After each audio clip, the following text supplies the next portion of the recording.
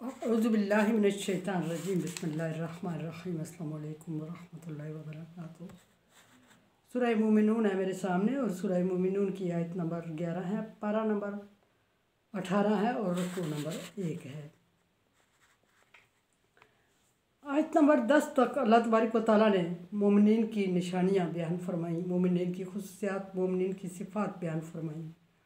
और मोमिनीन की सिफ़ात बयान फरमाने के बाद अल्लाह तबारक व तआला ने मोमिनों को क्रेडिट दिया और मोमिनों को इनाम के तौर पे फरमाया कि हुमुल वारिसून, मोमिन वारिस हैं। अब यहाँ किस चीज़ के वारिस है, ये बात फिर हमें समझ नहीं आई और क्वालिटीज़ तो पता चल गई लेकिन वारिस समझ नहीं आया। और दूसरी बात ये कि वारिस किसको कहते हैं। वारिस एक तो छोड़े हुए तरके का जो मालिक होता है उसको वारिस कहा जाता है, जो कानूनी और शरई वारिस मालिक होता है, उसका साहिब जायदाद का उसके दुनिया से उठ जाने के बाद जो कानूनी मालिक होता है उसको वारिस कहते हैं। यहाँ ये आम फहम जो हमारी ज़ुबान है उसमें वारिस की तारीफ़ की है मैंने। यहाँ देखते हैं कि वारिस क्या है। यहाँ चूँकि उम्मत मोहम्मदिया की बात हो रही है तो उम्मत मोहम्मदिया के लिए ही वारिस ज़िक्र करेंगे कि उम्मत मोहम्मदिया में वारिस किसको कहते हैं या कौन होता है या किसका वारिस है। चूँकि पीछे अल्लाह तबारक व तआला ने मोमिनून को ज़िक्र फरमाया और कोई भी मोमिन, ये बात मैं वजाहत कर चुकी हूँ कि कामिल मोमिन वही होता है जिसमें तमाम सिफ़ात मौजूद हों और जिसमें किसी सिफ़त में कमी बेशी मौजूद हो। मोमिन कहलाने का हकदार तो है लेकिन कामिल मोमिन कहलाने का हकदार नहीं है। और फिर मोमिन के लिए अल्लाह तबारक व तआला ने एक और शर्त रख दी है, आमिलुस सालिहात, कि वो मोमिन कामिल मोमिन वो होगा जो नेक अमाल भी करेगा। ये बात वाज़ेह होने के बाद मोमिन वारिस है तो किसके वारिस हैं। अगर मोमिन को आलम के रूप में देखा जाए तो अल्लाह तबारक व तआला ने फरमाया कि अल उलमा वरसतुल अंबिया, उलमा अंबिया के वारिस हैं।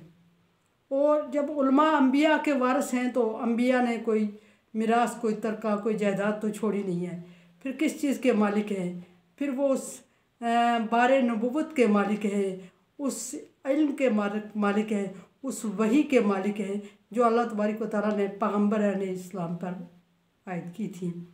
यहाँ चूँकि नबी सल्लल्लाहु अलैहि वसल्लम की उम्मत की बात हो रही है तो नबी सल्लल्लाहु अलैहि वसल्लम की उम्मत में खुसूसन ये क्रेडिट है कि उलमा को वो ज़िम्मेदारी दी गई है जो पिछले पैगम्बरों में एक पैगम्बर के बाद दूसरे आने वाले पैगम्बर को दी जाती थी। चूँकि क़यामत तक कोई नबी नहीं आएगा, नबी सल्लल्लाहु अलैहि वसल्लम आखिरी नबी हैं और बहैसियत आखिरी नबी आपके जो तरका है वो नबुव्वत है जो क़यामत तक संभालना है और वो इल्म वही है, वो कुरान पाक है, वो शरीयत है, शरीयत इस्लामिया है जिसको क़यामत तक संभालना है। और सवाल ये है कि संभालना भी है और कोई नबी भी इसके बाद नहीं आएगा तो इसको कैसे संभाला जाए, कौन संभाले। तो ज़ाहिर है कि इसको संभालने के लिए वारिस की ज़रूरत होती है और वारिस अल्लाह तबारक व तआला ने नबी सल्लल्लाहु अलैहि वसल्लम की उम्मत में ये जो मनसब सौंपा है वो उलमाए कराम को सौंपा है कि नबी के बाद क़यामत तक इस ज़िम्मेदारी को, इस बार को, इस इल्म को, इस विरासत को उलमाए कराम संभालेंगे। यहाँ तो विरासत की एक बात क्लियर होगी। यहाँ देखते हैं कि आयत के हवाले से क्या विरासत है। विरासत ख़ुद अपने मानी में एक मकाम रखती है और एक बहुत बड़ा म्यार और एक बहुत बड़ी तारीफ़ रखती है। सो हो गई इसकी तारीफ़। अल्लाह तबारक व तआला ने यहाँ फरमाया कि अल्लज़ीना यारिसूनल फिरदौस, वो लोग इसके वारिस हैं जिनको जन्नत में वरासत दी गई है, जन्नत में जगह अलाट की गई है, जन्नत में एक मुकाम दिया गया है और दर्जा बदर्जा उनके स्टेटस के मुताबिक उनको वरासत के लिए अलाट किया जाएगा। और जो सबसे खूबसूरत और सबसे पुरकशिश जगह है जन्नत में, जो सबसे आला तबके को दी जाएगी, आला तबके से मुराद दुनियावी तबका मुराद नहीं ले रही हूँ, आमन व आमिलुस सालिहात, ईमान वाले और नेक अमाल करने वाले उस आला तबके में शामिल होंगे। सबसे पहले अंबिया इकराम शामिल होंगे और उसके बाद शुहदा होंगे, उसके बाद सिद्दीकीन होंगे जिन्होंने अंबिया कराम की पहली फुर्सत में तस्दीक की, और सिद्दीकीन के बाद सालिहीन होंगे।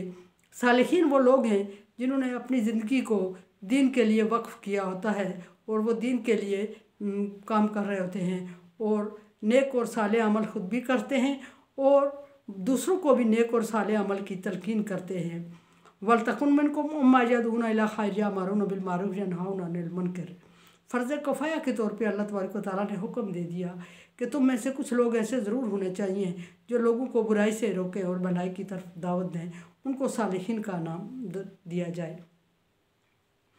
और ये सालिहीन और ये शुहदा अंबिया कराम सिद्दीकीन शुहदा और सालिहीन जन्नत के वारिस और मालिक हैं। फिर जन्नत की तारीफ़ अगर की जाए तो जन्नत एक अहम किस्म का बाग है, बागात का नाम है, जिसमें अनवा अक़साम की नेमतें और हर तरह की सहूलतें आसाइशें मैसर होंगी और इंसान को एक जुम्बश तक नहीं करना पड़ेगी और जो वो सोचेगा वो चीज़ चल के उसके मुंह तक पहुंच जाएगी। दूध और शराब और शहद की नहरों का जिक्र हुआ उसमें, और फ्रूट का जिक्र हुआ, मन चाहे फ्रूट और मन चाहे ग़ज़ा उनको मैसर होगी, और फिर हर तरह के नौकर चाकर और सर्वस होगी और उनके लिए जोड़े होंगे वहाँ, और उसके बाद हुरों का जिक्र। और इस तरह की जन्नत की मंजर कशी कई बार पिछली आयत में आ चुकी है, जो बयान हो चुकी है, वो यहाँ भी बयान हो रही है। सबसे बड़ी जो जन्नत की जगह है, सबसे खूबसूरत, जिसको हम कह सकते हैं कि वो अपर दर्जा लोगों के लिए अल्लाह तबारक व तआला ने उसको सेट किया है, मुज़य्यन किया है, खूबसूरत बनाया है, और अल्लाह तबारक व तआला ने अपने हाथों से उसको तरतीब दिया है। उसका नाम आदन है।